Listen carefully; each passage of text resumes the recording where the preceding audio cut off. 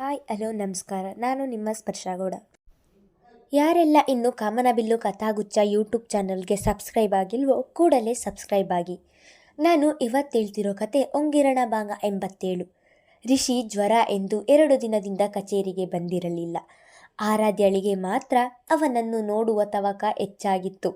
ಇತ್ತೀಚೆಗೆ 1 ದಿನ ಅವನನ್ನು ನೋಡಲಿಲ್ಲ ಎಂದರೆ ಅವಳೆಲ್ಲಿ ಏನೋ ಒಂದು ಕಳೆದುಕೊಂಡ ಭಾವ ಮೂಡುತ್ತಿತ್ತು. ಅಂದಿನ ದಿನವೆಲ್ಲ ಅವಳು ಮಂಕಾಗಿರುತ್ತಿದ್ದಳು.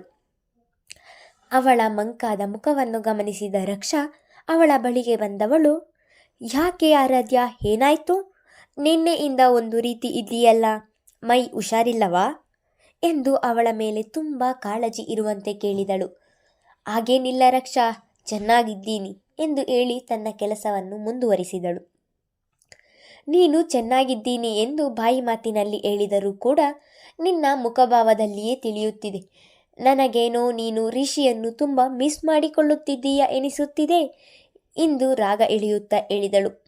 ಅವಳ ಮಾತು ಕೇಳಿ ಆಶ್ಚರ್ಯವಾದವಳು ಇವಳಿಗೆ ಹೇಗೆ ತಿಳಿಯಿತು ಎಂದುಕೊಂಡವಳು. ಏನು ಮಾತಾಡ್ತಿದ್ದೀಯ ರಕ್ಷಾ? ನಾನು ಅವರನ್ನೇಕೆ ಮಿಸ್ ಮಾಡಿಕೊಳ್ಳಲಿ? ನೀನು ಏನೇನೋ ಮಾತನಾಡಬೇಡ. ನನಗೆ ನನ್ನದೇ ಆದ ಕೆಲಸಗಳು ಇರುತ್ತವೆ. ಅದರ ಒತ್ತಡದಲ್ಲಿ ನಾನಿರುತ್ತೇನೆ. ಈಗಲೂ ಕೂಡ ನನಗೆ ಕೆಲಸ ಇದೆ. ನನಗೆ ತೊಂದರೆ ಮಾಡದೆ ನೀನು ಇಲ್ಲಿಂದ ಹೊರಟರೆ ಸಾಕು ಎಂದು ಗದರುವ ರೀತಿಯಲ್ಲಿ ಹೇಳಿದಳು.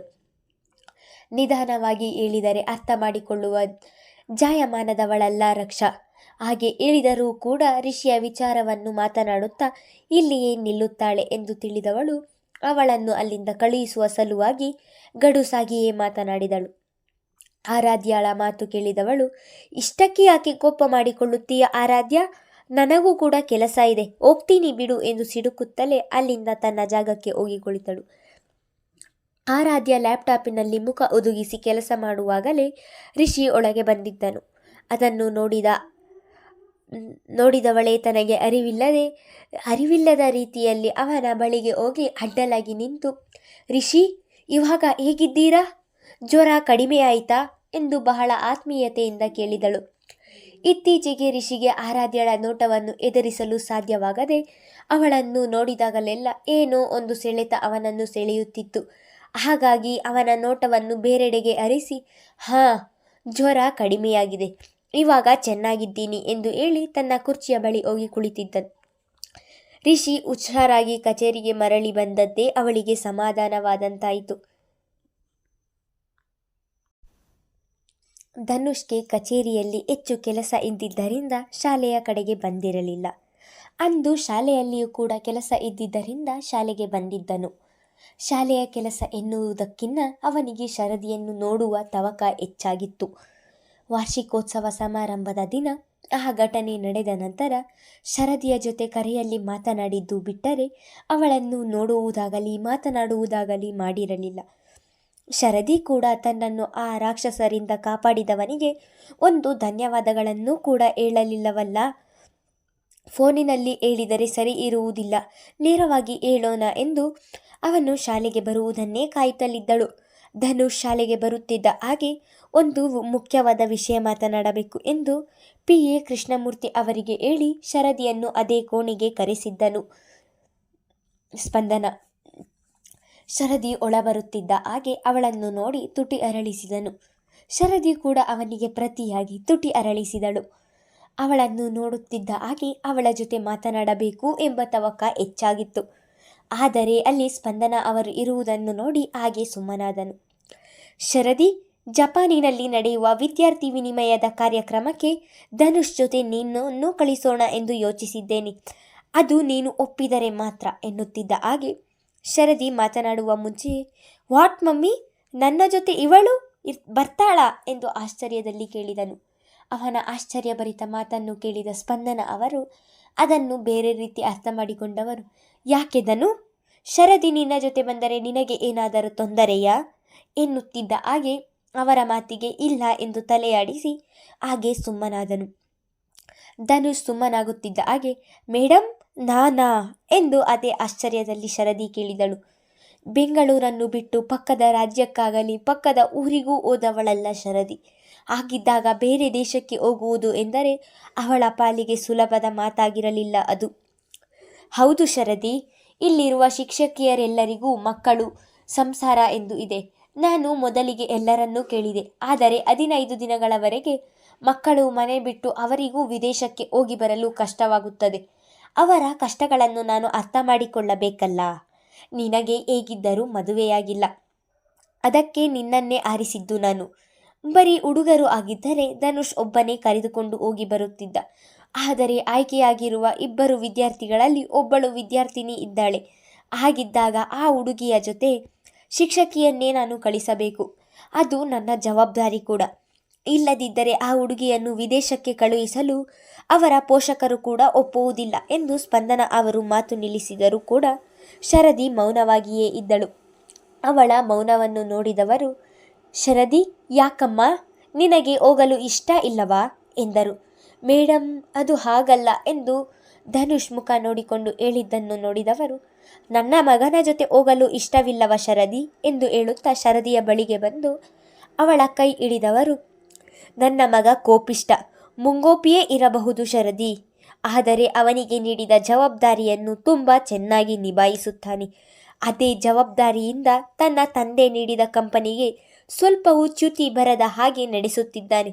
ಹಾಗೆಯೇ ನಿಮ್ಮನ್ನು ಸುರಕ್ಷಿತವಾಗಿ ಕರೆದುಕೊಂಡು ಹೋಗಿ ಅದೇ ಸುರಕ್ಷತೆಯಿಂದ ಕರೆದುಕೊಂಡು ಬರುವ ಜವಾಬ್ದಾರಿ ಅವನದು ಎಂದು ಸ್ಪಂದನ ಅವರು ಹೇಳುತ್ತಿದ್ದ ಹಾಗೆ, ಮೇಡಮ್, ಕೋಪಿಸ್ಟರೆಲ್ಲರೂ ಕೆಟ್ಟವರಲ್ಲ ಎಂದು ನನಗೆ ತುಂಬ ಚೆನ್ನಾಗಿ ತಿಳಿದಿದೆ ಎಂದು ಧನುಷ್ ಕಡೆ ನೋಟ ನೆಟ್ಟು ಹೇಳಿದರೆ ಅವಳ ಮಾತನ್ನು ಬೆರಗುಗಣ್ಣಿನಿಂದ ನೋಡುತ್ತಾ ಉಳಿದನು ಧನುಷ್.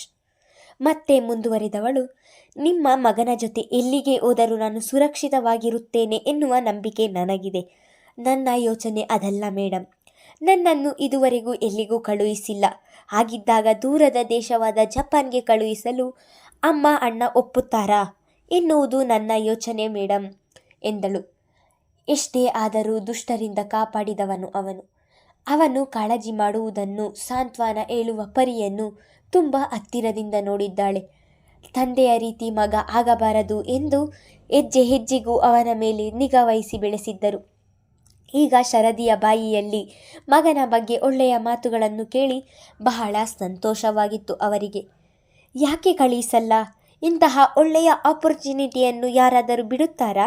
ಬೇಕಿದ್ರೆ ನಾನೇ ರಿಷಿಯ ಬಳಿ ಮಾತನಾಡುತ್ತೇನೆ ಎಂದು ಧನುಷ್ ಹೇಳುತ್ತಿದ್ದ ಹಾಗೆ, ಬೇಡ ಸರ್, ಇಂದು ಮನೆಯಲ್ಲಿ ಮಾತನಾಡಿ ನಾಳೆ ನಿಮಗೆ ನನ್ನ ನಿರ್ಧಾರ ತಿಳಿಸುತ್ತೇನೆ ಎಂದಳು. ಶರದಿ ಒಬ್ಬಳೇ ಇದ್ದಾಗ ಮಾತ್ರ ಅವನನ್ನು ಏಕವಚನದಲ್ಲಿ ಮಾತನಾಡಿಸುವುದು. ಯಾರಾದರೂ ಜೊತೆಯಲ್ಲಿದ್ದರೆ ಧನುಷ್ ಈ ಶಾಲೆಯ ಟ್ರಸ್ಟಿಯಾಗಿ ಅವನಿಗೆ ನೀಡಬೇಕಾಗಿದ್ದ ಗೌರವವನ್ನು ನೀಡುತ್ತಾಳೆ. ನಾನಿನ್ನು ಬರ್ತೀನಿ ಮೇಡಮ್ ಎಂದು ಹೊರಟವಳನ್ನು ತಡೆದವರು, ಶರದಿ, ನಿನ್ನ ಪಾಸ್ಪೋರ್ಟ್, ವೀಸಾ ಹಾಗೂ ಖರ್ಚಿನ ಬಗ್ಗೆ ಯೋಚಿಸಬೇಡ. ಎಲ್ಲವನ್ನು ಇಂಟರ್ನ್ಯಾಷನಲ್ ಕಲ್ಚರಲ್ ಸಂಸ್ಥೆಯೇ ವಹಿಸಿಕೊಳ್ಳುತ್ತದೆ. ನೀನು ಅಲ್ಲಿಗೆ ಹೋಗಲು ಒಪ್ಪಿಗೆ ಕೊಟ್ಟರೆ ಸಾಕು ಎಂದರು.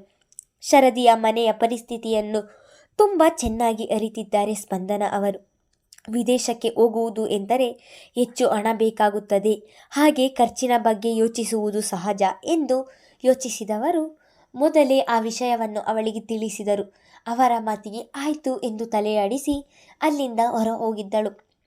ಧನು, ಶರದಿ ಎಲ್ಲ ಹೆಣ್ಣು ಮಕ್ಕಳ ರೀತಿ ಅಲ್ಲ, ಶೀಸ್ ಡಿಫ್ರೆಂಟ್ ಎಂದು ಸ್ಪಂದನ ಅವರು ಹೇಳುತ್ತಿದ್ದ ಹಾಗೆ, ಹೌದು ಮಮ್ಮಿ, ಅವಳು ಹಾಗೆ ತುಂಬ ಒಳ್ಳೆಯವಳು ಎನ್ನುತ್ತಿದ್ದ ಹಾಗೆ, ಇದೇನು ಧನು, ಯಾವಾಗಲೂ ಅವಳ ಜೊತೆ ಜಗಳ ಆಡುತ್ತಿದ್ದವನು ಮೊದಲ ಬಾರಿಗೆ ಅವಳನ್ನು ಹೊಗಳುತ್ತಿದ್ದೀಯಲ್ಲ ಎಂದು ನಗುತ್ತಲೇ ಹೇಳಿದರು. ಸ್ಪಂದನ ಅವರ ಮಾತಿಗೆ ತಲೆ ಕೆರೆದುಕೊಂಡವನು, ಹಾಗೇನಿಲ್ಲ ಮಮ್ಮಿ ಎಂದು ಹೊರಗೆ ಹೋಗಿದ್ದನು. ಅಲ್ಲಿಂದ ಹೊರಟವನು ಶರದಿಯನ್ನು ಅರಸಿ ಅವಳ ತರಗತಿಗೆ ಬಂದಿದ್ದನು. ಮಕ್ಕಳಿಗೆ ಪಾಠ ಮಾಡುತ್ತಿದ್ದವಳು ಅವನು ಒಳ ಬಂದಿದ್ದನ್ನು ನೋಡಿ ಅವನನ್ನೇ ನೋಡುತ್ತಾ ಉಳಿದಳು. ಶರದಿ ಕಣ್ಣು ಮಿಟುಕಿಸದೆ ತನ್ನನ್ನೇ ನೋಡುತ್ತಿರುವುದನ್ನು ನೋಡಿ, ನೀನು ಹೀಗೆ ನೋಡುತ್ತಿದ್ದರೆ ನನಗೆ ದೃಷ್ಟಿಯಾಗುತ್ತದೆ ಎಂದು ಪಿಸು ಧ್ವನಿಯಲ್ಲಿಯೇ ಹೇಳಿದನು. ಅವನ ಮಾತಿಗೆ ನಾಚಿದವಳು ತಲೆ ತಗ್ಗಿಸಿ ನಿಂತಳು. ಒಳ ಬಂದವನು ಮೊದಲಿಗೆ ಮಕ್ಕಳನ್ನು ಮಾತನಾಡಿಸಿ ನಂತರ ಇನ್ನೂ ನಾಚಿಕೆಯಲ್ಲಿಯೇ ನಿಂತಿದ್ದವಳ ಬಳಿಗೆ ಬಂದವನು, ಈ ನಾಚಿಕೆಯೆಲ್ಲ ನಿನಗೆ ಸೂಟ್ ಆಗುವುದಿಲ್ಲ. ನೀನು ಯಾವಾಗಲೂ ನನ್ನ ಜೊತೆ ಜಗಳ ಮಾಡಿಕೊಂಡೇ ಇದ್ದರೆ ಚಂದ ಎಂದನು. ಅವನ ಮಾತಿಗೆ ಕಣ್ಣು ದೊಡ್ಡದು ಮಾಡಿ ಅವನನ್ನೇ ನೋಡತೊಡಗಿದಳು. ಆ ರೀತಿ ಕಣ್ಣು ಬಿಡಬೇಡ, ನಿನ್ನನ್ನು ನೋಡಿದರೆ ನನಗೆ ಭಯವಾಗುತ್ತದೆ. ಇನ್ನು ಆ ಮಕ್ಕಳ ಗತಿ ಏನು ಎಂದು ಉಕ್ಕಿ ಬರುತ್ತಿದ್ದ ನಗುವನ್ನು ತಡೆದು ಹೇಳಿದನು. ಅವನ ಮಾತಿಗೆ ಅವಳು ಕೂಡ ನಗು ಬಂದಿತ್ತು. ಯಾವಾಗಲೂ ಆತಂಕದಲ್ಲಿ ಯೋಚನೆಯಲ್ಲಿಯೇ ಕೋಪದಲ್ಲಿ ಇರುತ್ತಿದ್ದವಳ ಮುಖದಲ್ಲಿ ಮೊದಲ ಬಾರಿಗೆ ನಗು ನೋಡಿದ್ದನು ಧನುಷ್. ಅವಳ ನಗುವನ್ನು ನೋಡಿ ಏನೊಂದು ಮಾತನಾಡದೆ ಮೌನವಾಗಿಯೇ ಹೊರ ಹೋಗುತ್ತಿದ್ದವನನ್ನು ಧನು ಎಂದು ಕರೆದಿದ್ದಳು. ಅವನು ಹಿಂದೆ ತಿರುಗಿ ಅವಳನ್ನು ನೋಡುತ್ತಾ ನಿಲ್ಲುತ್ತಿದ್ದ ಹಾಗೆ ಇವಳೇ ಅವನ ಬಳಿಗೆ ಹೋದವಳು. ಆವತ್ತು ನಾನು ಇದ್ದ ಪರಿಸ್ಥಿತಿಯಲ್ಲಿ ನಿನಗೆ ಒಂದು ಧನ್ಯವಾದಗಳು ಕೂಡ ಹೇಳಲು ಸಾಧ್ಯವಾಗಲಿಲ್ಲ ಎಂದವಳು ಎರಡೂ ಕೈ ಜೋಡಿಸಿ ಥ್ಯಾಂಕ್ ಯು ಎಂದಿದ್ದಳು. ಅವಳು ಜೋಡಿಸಿದ್ದ ಕೈ ಮೇಲೆ ತನ್ನ ಕೈ ಇಟ್ಟವನು ಕಣ್ಣಿನಲ್ಲಿಯೇ ಪರವಾಗಿಲ್ಲ ಎಂದು ಹೇಳಿ ಅಲ್ಲಿಂದ ಹೋಗಿದ್ದನು. ಧನುಷ್ ಓದತ್ತಲೇ ನೋಡುತ್ತಾ ಹಾಗೇ ಉಳಿದಳು. ನೀವ್ಯಾರು ಎಂದೇ ನನಗೆ ಗೊತ್ತಿಲ್ಲ. ಹಾಗಿದ್ದಾಗ ನಾನು ಯಾಕೆ ನಿಮ್ಮ ಜೊತೆ ಮಾತನಾಡಲಿ? ನಾನು ಯಾರ ಮಗಳು ಎಂದು ಗೊತ್ತಾ? ಹಾಗೆ ಗೊತ್ತಿದ್ದರೆ ನೀವು ನನ್ನನ್ನು ಮಾತನಾಡಿಸುವ ಸಾಹಸಕ್ಕೆ ಕೈ ಹಾಕುತ್ತಿರಲಿಲ್ಲ. ಯಾರೋ ಗುರುತು ಪರಿಚಯ ಇಲ್ಲದವರ ಜೊತೆ ಮಾತನಾಡಲು ನನಗೆ ಇಷ್ಟ ಇಲ್ಲ ಎಂದು ಮುಂದೆ ಹೋದವಳನ್ನು ಮತ್ತೆ ತಡೆದ ಸೊನಾಲಿ, ನಾನು ನಿನ್ನ ತಾಯಿಯ ಸ್ನೇಹಿತೆ ಎಂದು ಹೇಳುತ್ತಿದ್ದೇನೆ. ಯಾಕೆ ನನ್ನ ಮಾತನ್ನು ನೀನು ನಂಬುತ್ತಿಲ್ಲ? ನನ್ನ ಮಮ್ಮಿಯ ಸ್ನೇಹಿತರಾಗಿದ್ದರೆ ನೇರವಾಗಿ ಮನೆಗೆ ಬರುತ್ತಿದ್ರಿ. ಅದು ಬಿಟ್ಟು ನನ್ನ ಕಾಲೇಜು ಬಳಿ ಬಂದು ನನ್ನನ್ನು ಮಾತನಾಡಿಸುವ ಪ್ರಯತ್ನ ಮಾಡುತ್ತಿರಲಿಲ್ಲ. ನಿನ್ನ ಮಮ್ಮಿಯನ್ನು ಮೀಟ್ ಮಾಡಿ ತುಂಬ ವರ್ಷಗಳೇ ಕಳೆದಿವೆ. ಅವಳಿಗೆ ಸರ್ಪ್ರೈಸ್ ಕೊಡಬೇಕು ಎಂದೇ ನಾನು ನಿನ್ನನ್ನು ಮಾತನಾಡಿಸಲು ಇಲ್ಲಿಗೆ ಬಂದಿದ್ದು ಎಂದರೆ, ಹೌದಾ? ನೀವು ಎಲ್ಲಿ ಇರುವುದು? ಇಷ್ಟು ವರ್ಷ ಯಾಕೆ ನನ್ನ ಮಮ್ಮಿಯನ್ನು ಮಾತನಾಡಿಸಿಲ್ಲ ನೀವು? ಎಷ್ಟೇ ಆದರೂ ಅವಳು ಮಿಥುನ್ ಅವರ ಮಗಳು. ಸೊನಾಲಿ ಏನೇ ಹೇಳಿದರೂ ಅಷ್ಟು ಸುಲಭವಾಗಿ ಅವರ ಮಾತನ್ನು ನಂಬದೆ ಪ್ರಶ್ನೆ ಮೇಲೆ ಪ್ರಶ್ನೆ ಕೇಳುತ್ತಿದ್ದಳು ಅನತಿ. ಅನತಿ ಕೇಳಿದ ಪ್ರಶ್ನೆಗೆ ಸೊನಾಲಿಯ ಬಳಿ ಉತ್ತರವಿಲ್ಲದೆ ತಡವರಿಸುವಂತಾಗಿತ್ತು. ನೋಡಿ ಆಂಟಿ, ಹೊರಗೆ ಈಗಾಗಲೇ ಡ್ರೈವರ್ ಕಾರು ತೆಗೆದುಕೊಂಡು ಬಂದಿರುತ್ತಾರೆ. ನಾನು ತಡವಾಗಿ ಹೋದರೆ ಆಮೇಲೆ ಪಪ್ಪನಿಗೆ ಕಂಪ್ಲೇಂಟ್ ಮಾಡುತ್ತಾರೆ. ನಾನು ಹೋಗಬೇಕು ಎಂದು ಅವಳ ಮಾತಿಗೂ ಕಾಯದೆ ಅಲ್ಲಿಂದ ಹೊರಟು ಬಿಟ್ಟಳು. ಮೇಡಮ್, ಇವಳನ್ನು ದಾರಿಗೆ ತರುವುದು ನೀವಂದುಕೊಂಡಷ್ಟು ಸುಲಭವಲ್ಲ. ತುಂಬ ದುರಂಕಾರವಿದೆ ಈ ಹುಡುಗಿಗೆ ಎಂದು ಅನತಿ ಆ ಕಡೆ ಹೋಗುತ್ತಿದ್ದ ಹಾಗೆ ಸೊನಾಲಿಯ ಬಳಿ ಬಂದು ಅವಳ ಪಿಎ ತಾಪ್ಸಿ ಹೇಳಿದಳು. ಅಪ್ಪನಂತೆ ಮಗಳು ಮಿಥುನ್ ಮಗಳಿಗೆ ಇಷ್ಟಾದರೂ ದುರಂಕಾರ ಇರಬೇಕಲ್ಲ ತಾಪ್ಸಿ. ಇವತ್ತು ಇವಳು ನನ್ನ ಕೈಯಿಂದ ತಪ್ಪಿಸಿಕೊಂಡು ಹೋಗಿರಬಹುದು, ಆದರೆ ಮುಂದೊಂದು ದಿನ ಇವಳೇ ನನಗೆ ಅಸ್ತ್ರವಾಗುತ್ತಾಳೆ ಎಂದು ವಕ್ರವಾಗಿ ನಗುತ್ತಾ ಹೇಳಿ ಅಲ್ಲಿಂದ ಹೋಗಿದ್ದಳು. ಆರಾಧ್ಯಳನ್ನು ಮಾತನಾಡಿಸಲು ಪ್ರಯತ್ನ ಮಾಡಿ ಸೋತವಳು ಅನತಿಯ ಮೂಲಕ ಆ ಮನೆಗೆ ಸೇರುವ ಹುನ್ನಾರ ನಡೆಸುತ್ತಿದ್ದಾಳೆ ಸೊನಾಲಿ. ಅವಳ ಪ್ರಯತ್ನ ಫಲ ಕೊಡುವುದು ಕಾದು ನೋಡಬೇಕು. ಶರದಿ ಮನೆಗೆ ಬಂದವಳೆ ಶಾಲೆಯಿಂದ ಜಪಾನ್ಗೆ ಕಳಿಸಿರುವ ವಿಷಯವನ್ನು ಖುಷಿಯಿಂದ ತನ್ನ ಅಣ್ಣ ಮತ್ತು ಅಮ್ಮನ ಬಳಿ ಹೇಳಿದಳು. ಶರದಿಯ ಮಾತು ಕೇಳಿ ಖುಷಿಯಾದ ರಿಷಿ ಮರು ಯೋಚಿಸದೆ ಒಪ್ಪಿಗೆ ಕೊಟ್ಟಿದ್ದನು. ಆದರೆ ವಸುಂಧರ ಅವರು ಮಾತ್ರ ಶರದಿ ಜಪಾನ್ಗೆ ಹೋಗಲು ಒಪ್ಪಲಿಲ್ಲ. ಅಮ್ಮ, ನಾನು ಅವಳ ಅಣ್ಣನಾಗಿ ಅವಳ ಯಾವ ಆಸೆಯನ್ನು ನೆರವೇರಿಸಲು ನನ್ನಿಂದ ಸಾಧ್ಯವಾಗಿಲ್ಲ. ಅಲ್ಲದೆ ನನ್ನ ಕೈಯಲ್ಲಿ ಪಕ್ಕದ ರಾಜ್ಯಕ್ಕೂ ಕೂಡ ಅವಳನ್ನು ಕಳುಹಿಸಲು ಸಾಧ್ಯವಿಲ್ಲ. ಅಂಥದರಲ್ಲಿ ಬಯಸದೆ ಬಂದ ಈ ಭಾಗ್ಯವನ್ನು ಬೇಡ ಎಂದು ಕಾಲಿನಲ್ಲಿ ತಳ್ಳುವುದು ಎಷ್ಟು ಸರಿ? ನೀನೇ ಹೇಳು ಅಮ್ಮ. ನೀನು ಏನೇ ಹೇಳಿದರೂ ನನ್ನ ಮಗಳನ್ನು ಅಷ್ಟು ದೂರ ಕಳುಹಿಸಲು ನನ್ನ ಮನಸ್ಸು ಒಪ್ಪುವುದಿಲ್ಲ ರಿಷಿ. ಅವಳು ಮನೆಗೆ ಸ್ವಲ್ಪ ತಡವಾಗಿ ಬಂದರೂ ಜೋರಾಗಿ ಹೊಡೆದುಕೊಳ್ಳುವುದು ನನ್ನ ಹೃದಯ. ಇನ್ನು ಅಷ್ಟು ದೂರ ಕಳುಹಿಸಿ ನಾನು ಇಲ್ಲಿ ಹೇಗೆ ತಾನೇ ನೆಮ್ಮದಿಯಾಗಿರಲಿ?